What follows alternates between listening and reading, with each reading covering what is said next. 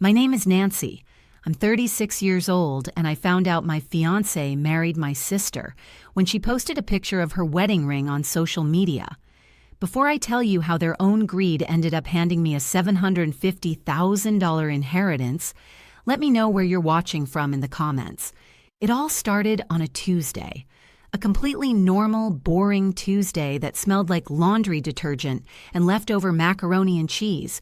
The kids, Daniel, who's 6, and Chloe, who's 4, were finally asleep. Their soft breathing was the only sound in the quiet house. I was doing what I always did after they were in bed, tidying up the hurricane of toys, paying bills online, managing the intricate clockwork of the life I thought we were building. Thomas, my fiancé of 5 years, was supposedly on a business trip to Chicago, a last-minute conference he claimed was crucial for a big promotion. He'd been a little distant lately, engrossed in his phone, but I'd chalked it up to work stress. I'd even packed him a little bag with his favorite snacks for the flight. I opened our shared email account, the one we use for bills and travel plans, to check the confirmation for a flight for a Disney trip we were planning for the kids. My finger was hovering over the search bar when a different subject line caught my eye. It was from an unknown sender, and the subject was simple: clinical.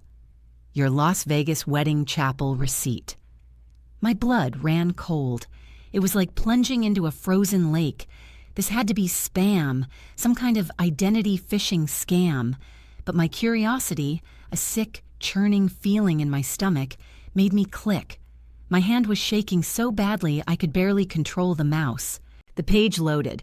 It was a professionally designed receipt with a logo of 2 intertwined rings, a forever diamond wedding package. The date was last Friday, the day he supposedly flew to Chicago. I scanned down the page, my eyes blurring, searching for the names, and there they were in crisp digital print: Thomas Miller and Lisa Evans, my sister. For a full minute, I couldn't breathe. The air in the room felt thick, unbreathable. It was like the world had tilted on its axis and I was sliding off. This was a mistake, a horrible, elaborate, cruel joke. My fingers, numb and clumsy, scrambled to open social media. I went to Lisa's page, my heart beating a frantic, painful rhythm against my ribs. Her profile was the usual collection of selfies and brunch photos. And then I saw it. The most recent post from just an hour ago. It was a close-up of her hand, a diamond ring glittering on her finger, resting on a man's hand, Thomas's hand. I recognized the silver watch with the blue face, the one I'd saved for months to buy him for his 35th birthday. The caption was a single triumphant word: Mrs. Miller. The world didn't just stop, it shattered. I was watching my life, my future, my family being stolen, packaged, and put on display for the world by the 2 people I should have been able to trust the most. The comments were already pouring in. OMG, congrats! I didn't even know you guys were dating. So happy for you two. It was a public spectacle, and I was the ghost at the feast. I wandered through the house like a sleepwalker. I went to our bedroom, half expecting to find him there, laughing, telling me it was all a misunderstanding. But his side of the closet was eerily neat. His suits were gone. His running shoes weren't by the door. His dop kit wasn't in the bathroom. On my nightstand, where my engagement ring had been that morning, there was nothing. An empty space. He hadn't just left. He had erased himself. He had taken everything, including the ring that symbolized a promise he never intended to keep, and left nothing. Not a note, not a word. Just a vast, silent void where our life used to be. You have to understand, this betrayal wasn't a sudden earthquake. It was the final catastrophic collapse of a foundation that had been rotting for years. Lisa had always been the golden child, bathed in a spotlight I could never seem to find. She was the pretty one, the popular one, the one who could wrap our parents around her little finger with a dazzling smile. I was the smart one, the responsible one, the one who got good grades and followed the rules, which, in our family, was far less celebrated. I remember one summer in high school. I'd saved up all year from my part-time job to buy a specific prom dress. It was a simple, elegant navy blue gown. I loved it. The night before prom, I went to get it from my closet and it was gone. I found Lisa in her room, preening in front of the mirror, wearing my dress. When I confronted her, she just shrugged. "It looked better on me," she said, as if that were a perfectly reasonable explanation. My parents made her take it off, but they didn't punish her. They told me not to make a scene, to find something else to wear. I ended up going to my prom in a dress I hated, feeling like a shadow. Lisa had stayed home, but she had won. She had proven that what she wanted was more important than what was right. That dynamic never changed. Years later, I was a rising star at a major financial firm in the city. I loved my job. I was good at it. I was on track for a senior-level promotion. This was when I was with Thomas. He was charming, ambitious, and made me feel seen. Or so I thought. When I was offered the promotion, a huge step up with a significant pay raise, I was ecstatic. I came home ready to celebrate. Thomas listened, smiled, and then gently took my hands. "That's amazing, babe," he said, his voice a smooth, persuasive purr. "But think about it. More hours, more stress. Is that what we really want for our family? My career is taking off. My salary can support us comfortably. Imagine, you could be home. You could focus on us, on having kids. You wouldn't have to deal with office politics or deadlines. I can take care of you." He presented it as a beautiful gift, a release from a burden. He made my ambition sound like a flaw, and I, so deeply in love and conditioned to put others first, let him convince me. I turned down the promotion. A few months later, I was pregnant with Daniel. A year after that, I quit my job entirely. I saw that same look in Lisa's eyes when I told her, that familiar toxic cocktail of pity and triumph. The house was the final nail in the coffin of my independence, the house I'm sitting in right now. When we decided to buy, Thomas was the one who found the place. He was also the one who handled the realtor. When it came time for the mortgage application, he laid the papers on our kitchen table. "Look, Nancy," he said, pointing at the numbers. "Your credit score is a flawless 810. Mine, well, it's a little messy from my college days. If we put the application in your name only, we'll get a much better interest rate. It'll save us thousands. It's just a formality, a smart financial play. It's still our house." As a financial analyst, every alarm bell in my head should have been screaming. But he was so convincing, so logical, and I wanted to believe in the us he was so expertly selling. I signed the papers, cashing out my 401k and every penny of my personal savings for the down payment. I, Nancy Evans, became the sole legal owner of a massive financial liability, while he retained the freedom of having no legal strings attached to it.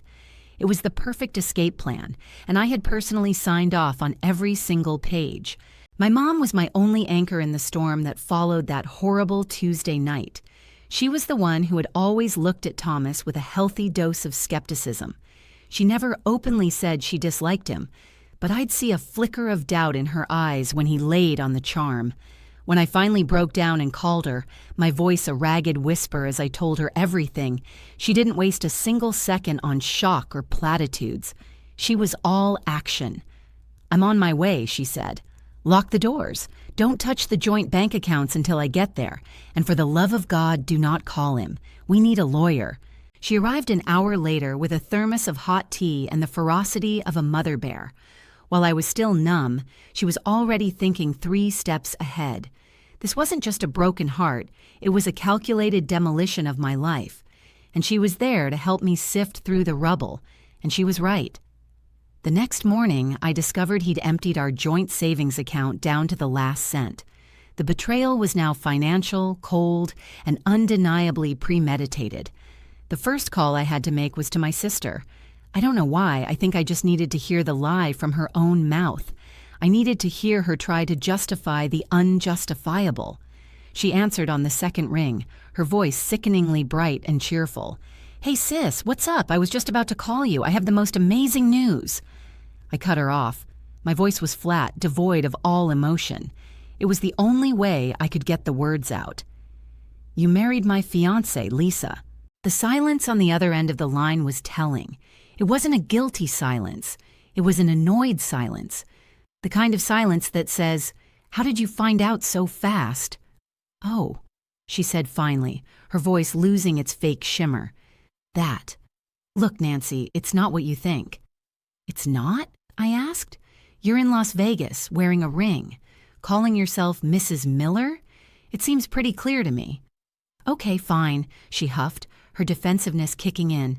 "Thomas and I have a real connection, a soulmate connection. We just fell in love. It happens every day." "It happens," I repeated, the words tasting like poison in my mouth. "He's the father of my children, Lisa, your nephews. We had a life, a home, a future." "And you were making him miserable," she shot back, her voice rising, dripping with self-righteousness. "He told me everything. How you were always so focused on budgets and schedules, how you'd lost your spark. He needed someone who understood him, who supported his dreams." "I'm supporting his dreams, Nancy." She delivered the next sentence with a chilling sincerity that turned my stomach. "Honestly, I thought I was doing you a favor. Now you're free to find someone who's more on your level." I was speechless. She had taken my life and was trying to frame it as an act of charity. She had one last knife to twist. "You should be happy for us," she said softly, as if she were the mature one. I hung up the phone. I didn't scream. I didn't cry. The pain was so immense, so deep, it had burned past tears and left a core of glacial ice. This wasn't a crime of passion. It was a hostile takeover. They had planned this for months, maybe years. While I was at home reading bedtime stories and scheduling pediatrician appointments, they were scheduling their wedding. That night, sleep was impossible. Instead, I sat at my computer and resurrected the woman I used to be, Nancy Evans, the sharp, meticulous financial analyst. I went through every digital file we shared. I compiled every email where he promised me a future, every bank statement that showed my money going into our life, while his went into a private account I never knew existed, every text message where he lied about his whereabouts. I was building a fortress of facts, not for revenge, but for protection, for Daniel and Chloe. The next morning, I had my first meeting with a lawyer. Mrs. Albright was a sharp, no-nonsense woman in her 50s, with eyes that seemed to see through any pretense. I laid out the facts calmly and methodically, handing her a neatly organized binder of my findings. She listened without interruption, her expression unreadable. "You have an ironclad case for full custody and generous child support," she said when I finished. "The house is legally yours, so he has no claim there. That's the good news."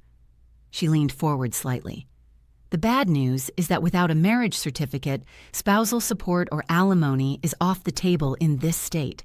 He planned that part well. A week after he vanished, a single letter arrived in the mail. It was a plain white envelope addressed to me in his familiar, confident handwriting. My heart gave a painful lurch. My first instinct was to rip it open, to devour his words, searching for a crumb of remorse, an explanation, anything. A stupid, hopeful, pathetic part of me thought that maybe, just maybe, it was an apology. But then I looked down at the living room rug where Daniel and Chloe were building a lopsided tower of blocks, their laughter filling the quiet house. I thought of Lisa's voice on the phone, "Doing you a favor." I thought of the empty savings account. I thought of the years of my life I had invested in a man who saw me as a temporary convenience. I went out to the rusty grill on the back patio, the letter feeling heavy and toxic in my hand. I didn't hesitate. I struck a match and held the corner of the envelope to the small flame. I watched it catch, curl, and turn black. The words he'd written disappearing into smoke before they could ever infect my mind. It was a baptism by fire. I was burning the last vestige of the woman who would wait for an explanation from a man who didn't deserve to give one. My mom saw the smoke from the kitchen window. She came outside, her face etched with concern. "Are you sure that was wise, honey?" she asked gently. "What if it was about legal matters?" "The divorce?" I reminded her, the words still tasting like acid. "We weren't married. There's no divorce to be had. And it didn't look official. It was just a letter.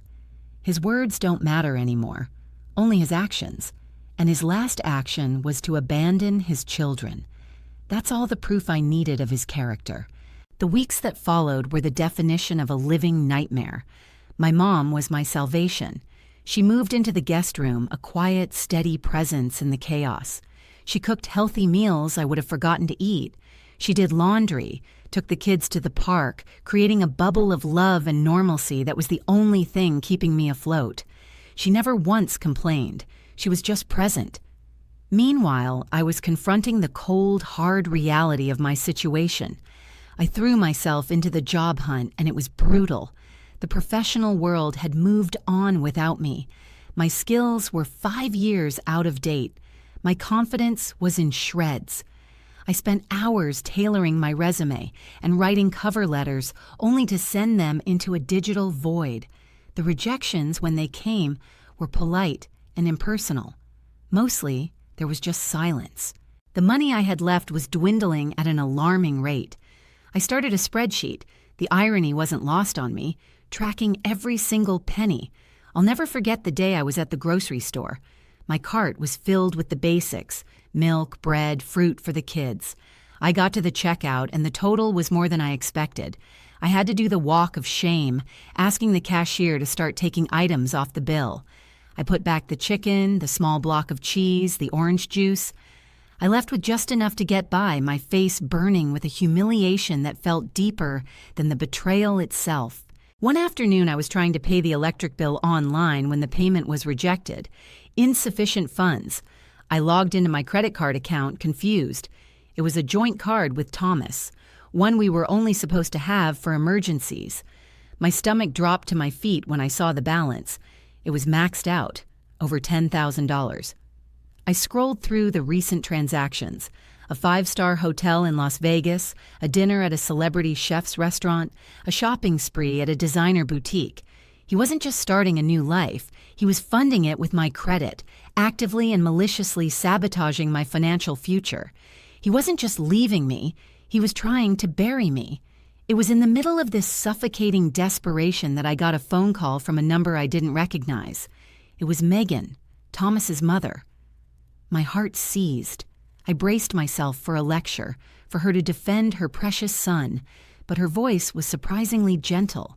"Nancy, dear," she said, "I've been trying to reach Thomas, but his phone goes straight to voicemail. I just had a feeling something was wrong. I wanted to check on you and the children."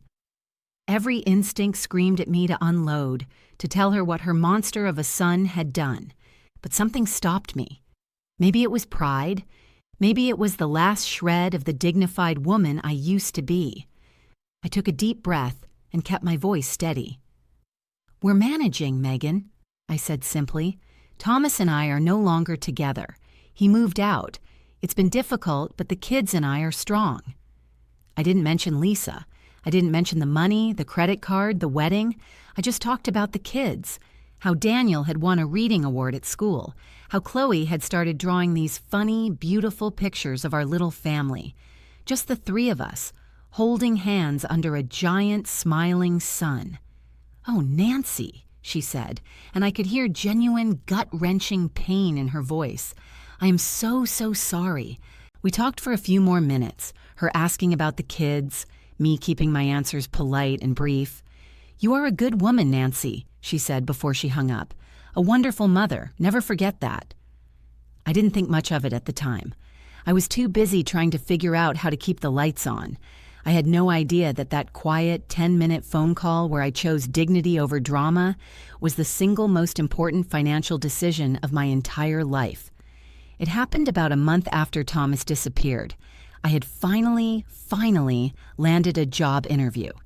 It wasn't a senior analyst role, just a junior position at a small firm, but it was a paycheck. It was a start. I came home feeling a small, fragile flicker of hope for the first time in weeks. My mom was playing Candyland with the kids on the living room floor. For a moment, everything felt almost normal. Then there was a sharp, authoritative knock at the door. I opened it to find 2 people who looked like they'd walked out of a legal drama. A man and a woman, both in dark, impeccably tailored suits, carrying leather briefcases. They looked completely out of place on the doorstep of my crumbling suburban house. "Are you Nancy Evans?" the woman asked, her expression serious and professional. "Yes," I said, my mind mentally cycling through a list of horrors. Were they from a collection agency for the credit card debt? Had Thomas gotten into some kind of legal trouble that was now my problem? "We are the legal representatives for the estate of Megan Miller," the man said, his voice gentle but firm. "May we come in for a moment?" My blood turned to ice. Estate. The word hung in the air, heavy and final. "Is she okay?" I whispered, my hand flying to my mouth. The woman's professional demeanor softened with a flicker of human compassion. "I'm very sorry to have to tell you this, Ms. Evans. Megan passed away 2 days ago. She had been battling pancreatic cancer for some time. It was very peaceful in the end." I staggered back, leaning against the doorframe for support, the world tilting again. Cancer. I didn't know. Thomas, her only child, had never once mentioned she was sick.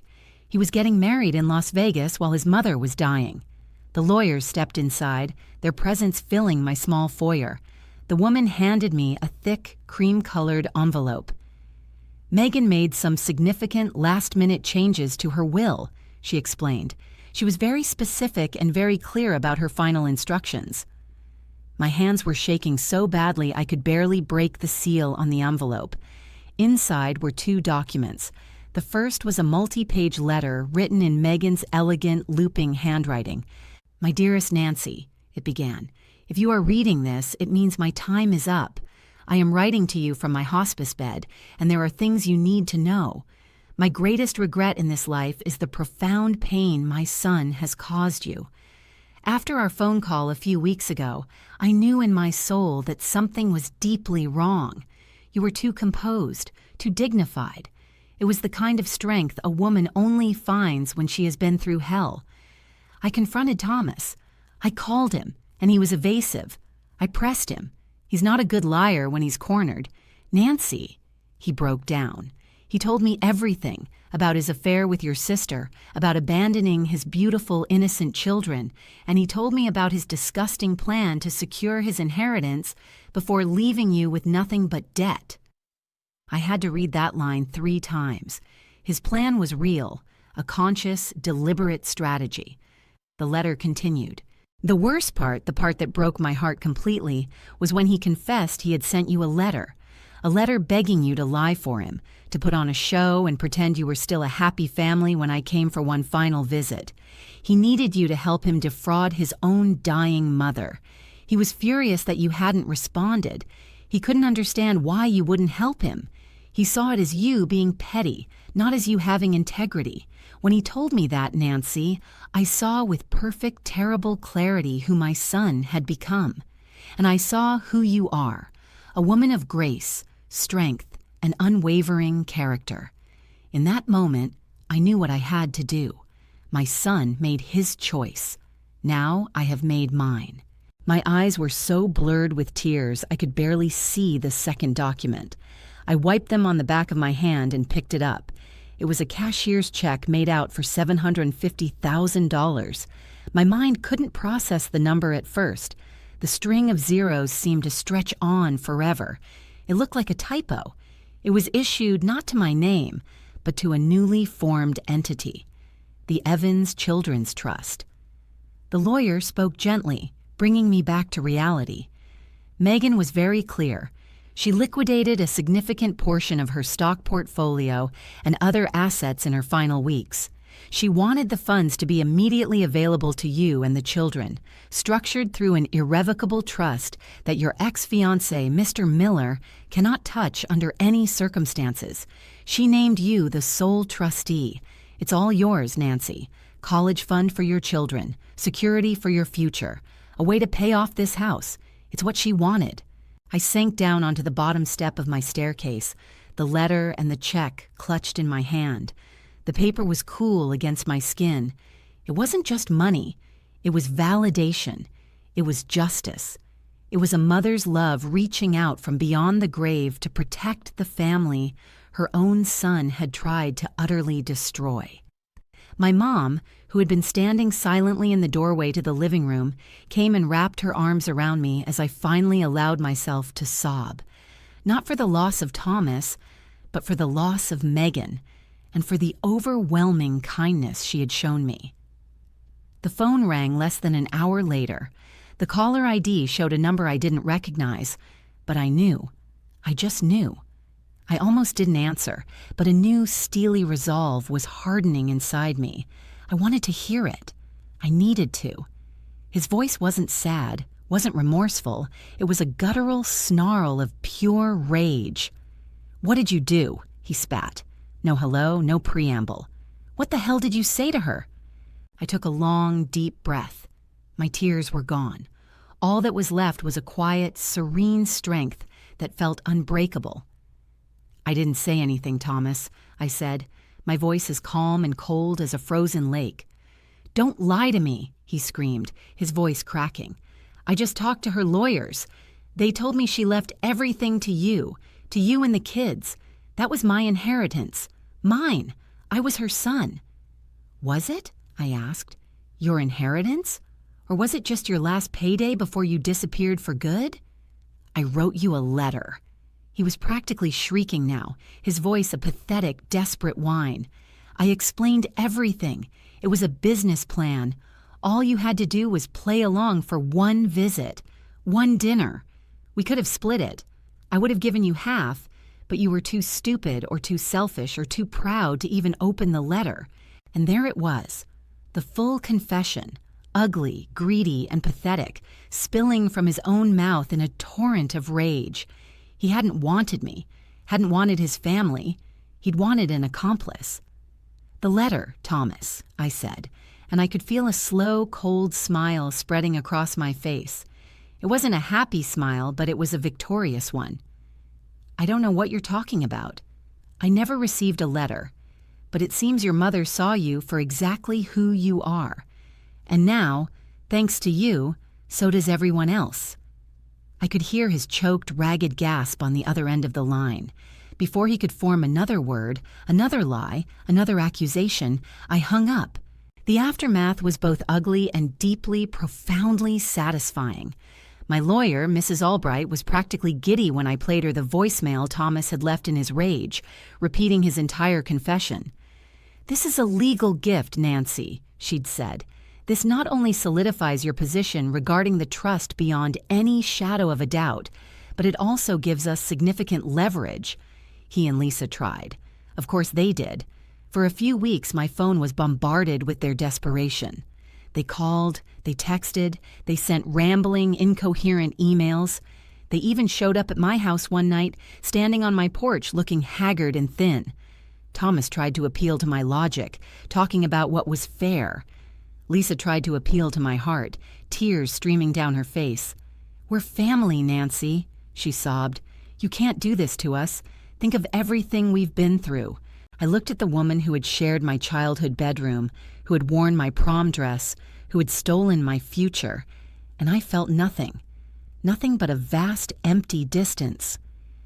"You stopped being my family the day you put on that wedding ring," I said, my voice quiet but firm. "The choices you made have consequences. Now please get off my property."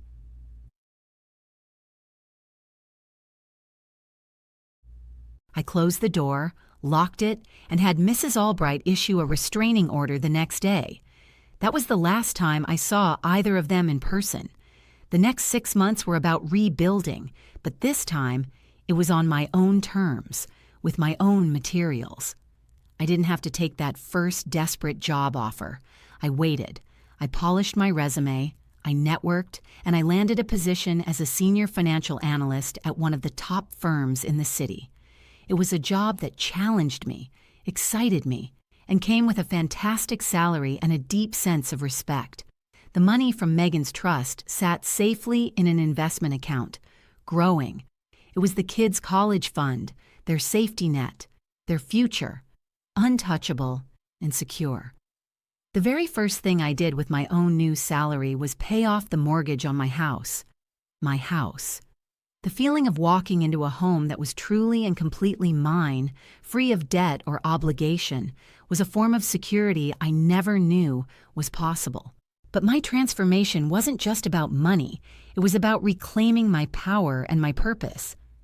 I looked back at the woman I had been, so vulnerable, so financially dependent, so one bad decision away from ruin, and I knew, with a bone-deep certainty, that I wasn't the only one. There were thousands of women just like me, so I started something new, a small weekend project I poured my heart into. I called it Finances for a New Beginning. Using my professional skills and my personal experience, I began running free financial literacy workshops for single mothers and women escaping toxic relationships. I taught them about budgeting, about building credit, about investing, about protecting their assets. I showed them how to read the fine print on a mortgage document. I taught them how to create a financial life that was entirely their own. I was turning my deepest pain into my greatest purpose. I'm standing in front of one of those workshops right now. It's a Saturday morning, and the community center room is filled with women of all ages and backgrounds, their faces a mixture of exhaustion, fear, and a fierce, burning hope. They're listening, learning, taking notes, asking smart questions. They are all at different stages of their own stories. Some just beginning their terrifying journey through the fire. Others, like me, finding their way to the other side, blinking in the sunlight. A young woman with tired eyes but a determined jaw comes up to me after the session is over. She clutches a folder of notes to her chest like a shield. "Thank you," she says, her voice thick with unshed tears. "My ex drained our accounts last week. I thought it was over for me and my daughter. For the first time listening to you, I feel like I can actually do this. You've given me hope." I smile at her, a real, genuine smile that reaches my eyes and feels warm. I think about Thomas and Lisa. I heard through the grapevine that their sham of a marriage imploded in less than a year, buried under a mountain of debt and bitter recriminations. He's working some dead-end sales job, and she's moved back in with our parents. I don't feel anger anymore, not hatred, not much of anything for them. My life is too full, too rich, too purpose-driven to have room for that kind of bitterness. I think about Megan, the woman whose quiet strength and clear-eyed justice saved me, and I think about the beautiful, perfect irony of it all. Thomas's desperate, greedy attempt to secure an inheritance was the very act that delivered it directly into my hands. He thought I was a pawn in his pathetic game, but he never realized I had a queen on my side, watching the board. The best revenge, I've learned, isn't loud and fiery. It's a quiet life, well-lived. It's financial independence. It's watching your children thrive, safe, happy, and free from toxicity. It's turning to a woman who feels hopeless and broken and saying, with the absolute certainty of someone who's been there, "Yes, you can, and I'm going to show you how." Thank you all so much for listening to my story. It wasn't easy to share, but I truly hope it helps someone out there who might be feeling lost or powerless. My question for you is, have you ever had a moment that forced you to completely restart your life? And what was the most important thing you learned from it? Let me know in the comments below. And if my story resonated with you, please give this a like and subscribe for more. You are so much stronger than you think.